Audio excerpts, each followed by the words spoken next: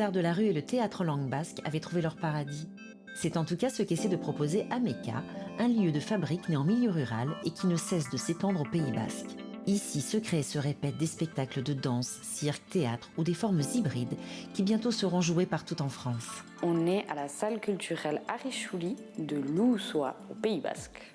C'est une salle culturelle, donc une salle de spectacle, qui a été construite il y a 20 ans dans le tout petit village, de Lousoa. Aujourd'hui, cette salle est devenue le siège de la fabrique des arts de la rue et du théâtre en langue basque, Ameka.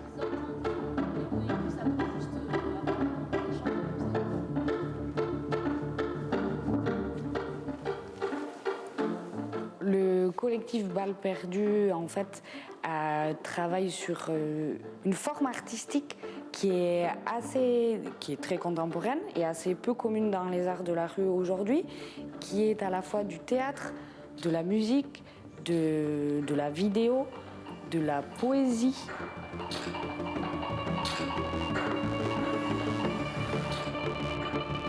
J'ai peur de mourir avec des oreilles de Mickey. Mon rêve n'est pas à vendre. J'ai lu le mot Sitting Bull avant Hollywood. Né là, quelques pas de là. Lutte, pays d'aborigènes et de Zoulous. Sitting Bull. Donc Gora, en fait, c'est l'histoire de Manu. Et Manu, c'est l'auteur qui a écrit ce texte, qui fait partie du collectif, qui a grandi au Pays basque et qui a vécu dans les années 90 dans un territoire qui était en lutte et qui donc revendiquait une langue, une culture et une indépendance. Et ensuite, pourquoi un selfie au milieu des Sioux? C'est que le regard de l'enfant voyait ces Basques-là comme des Sioux. Là, on part du réel par rapport à ce qu'il nous a raconté, il y a une histoire. Mais en vrai, Gora, c'est un conte, un road movie entre les cow-boys et les Indiens, quoi. Je grandis dans un univers qui est plutôt Petit Bayonne et où beaucoup de propagande s'affiche sur les murs, se tag pour raconter un peu un Pays basque en révolte de cette époque-là. Je suis gamin, j'ai 12 ans, je suis avec mon petit skate et je collectionne les autocollants, je garde les affiches et je regarde tous ces graffitis avec beaucoup d'admiration. Je suis fasciné par cet univers esthétique-là et du coup je questionne un peu ce rapport-là aux images de politique qui peuvent te construire et moi j'ai l'impression que j'ai été un peu construit par ça.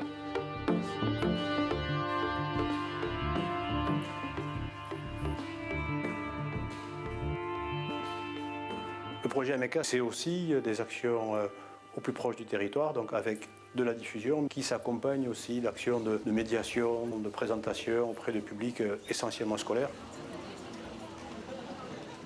Installez-vous devant et voilà. C'est très bien. Vous allez assister à un filage. Alors, un filage, ça veut dire que on en est au stade de la création où moi je les arrête plus. Et de façon à ce que le spectacle, justement, se mette en place au niveau du rythme, au niveau de toutes les charnières entre les scènes. Et voilà. Donc, quelque part, c'est une forme de sortie de résidence, mais quasiment aboutie. J'ai emmené Georges sous les peupliers qui bordent la rivière. Et je lui ai dit, égorge ta poule, Georges! Juste toi et moi, ensemble.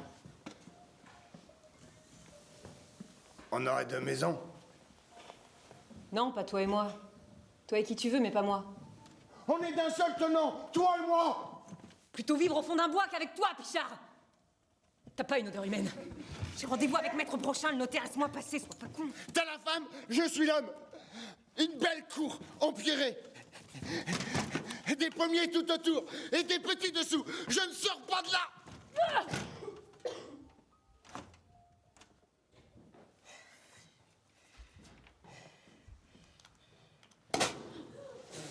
Ce garçon, le pire, je le connaissais pas. Tellement j'étais contente, je croyais m'évanouir. Jamais je n'avais été nue dans les mains de quelqu'un.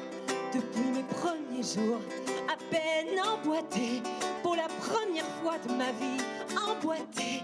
Fixer un homme, souder un homme à peine. Le chauffeur de l'auto entre. Il entre brusquement se mettent au volant et vroom, démarre. On va maintenant être disponible pour vos questions. Et puis, voilà, toutes les questions que vous pouvez poser, si vous en avez envie. Oui. Est-ce que vous avez travaillé avec des metteurs en scène qui sont dans le coin ou d'autres compagnies pour échanger sur votre travail préparatoire à cette pièce? Donc vous êtes nos premiers retours sur la globalité, vraiment, le spectacle qui se déroule du début jusqu'à la fin. En général, ce type de spectacle, c'est 3-4 mois de répétition. Voilà.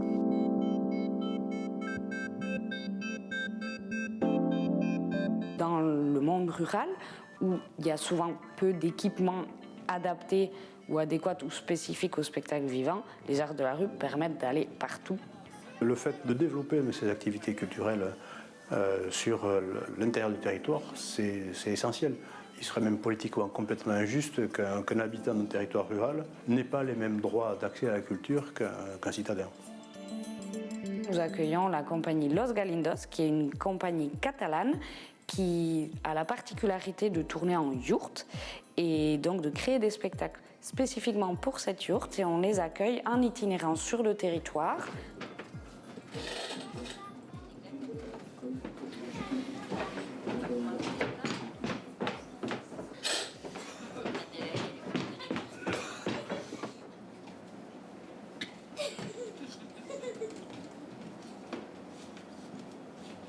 Ameka nous a proposé de faire un petit tournée dans 3 villages. Et on est surpris que la yourte nous a permis d'arriver à des endroits où on ne pensait pas possible.